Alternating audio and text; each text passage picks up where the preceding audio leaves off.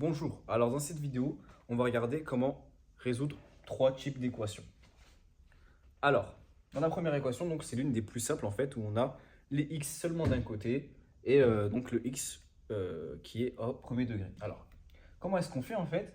Ce qu'il faut faire, c'est d'abord isoler le x, ok? Que le x soit tout seul d'un côté de l'équation, d'accord? D'un côté du égal.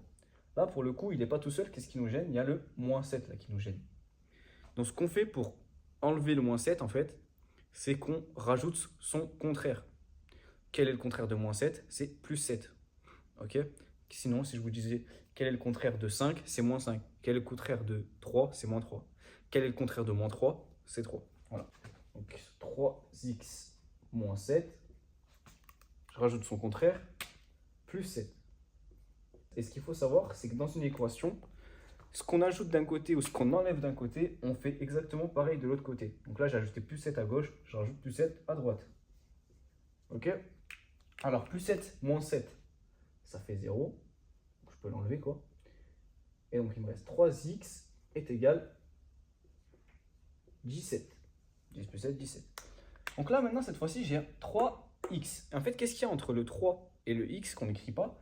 C'est qu'il y a un fois. En fait, donc c'est 3 fois x. Donc là, cette fois-ci, il faut qu'on enlève le 3 pour que le x soit seul. Et cette fois-ci, donc, on n'a plus une addition, mais on a une multiplication. Donc, quel est le contraire de 3 fois? C'est divisé par 3. Donc là, je vais diviser par 3. Je divise par 3 à gauche, il faut que je divise par 3 à droite.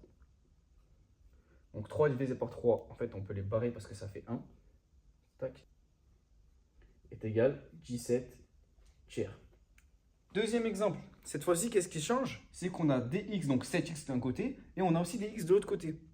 Donc là, ça va rajouter une étape. L'étape qui consiste à mettre les x ensemble.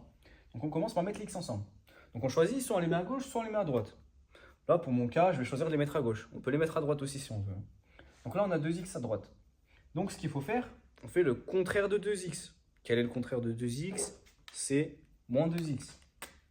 Donc je rajoute moins 2x à gauche. Si j'ai rajouté moins 2x à gauche, il faut que je rajoute moins 2x à droite. Donc moi, je l'écris comme ça.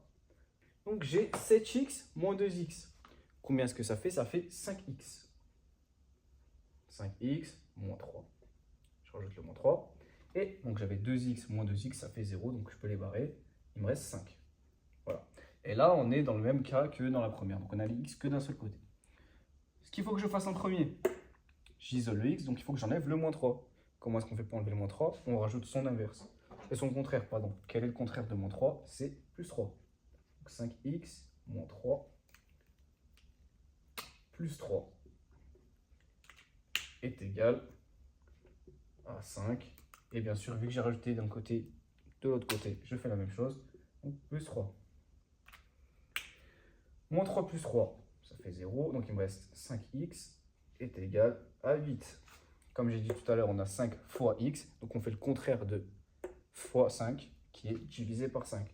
Je divise par 5 d'un côté. Et je divise donc par 5 de l'autre côté. 5 divisé par 5, on peut les barrer. À la fin, on a x est égal 8 cinquièmes. Ok, dernier cas. Donc là, dans notre cas, qu'est-ce qu'on a qui nous gêne avant de commencer en fait? On a cette parenthèse là. Cette parenthèse, en fait, ce facteur, quoi. Donc là, ce qu'on va devoir faire, c'est un développement, comme vous l'avez vu dans le chapitre précédent.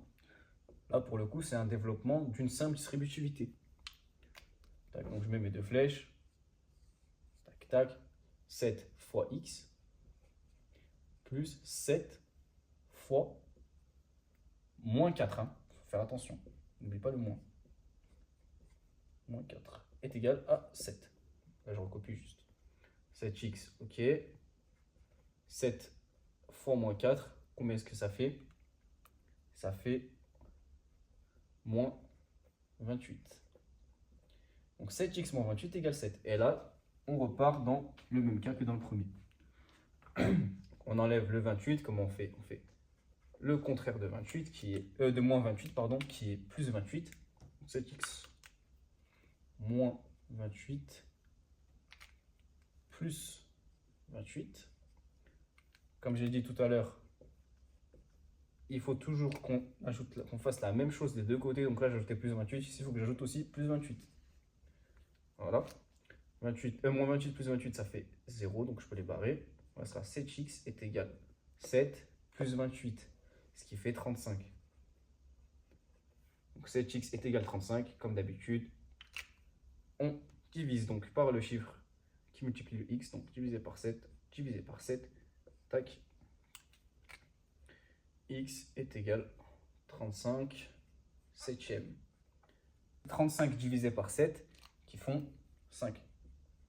Donc x est égal à 5.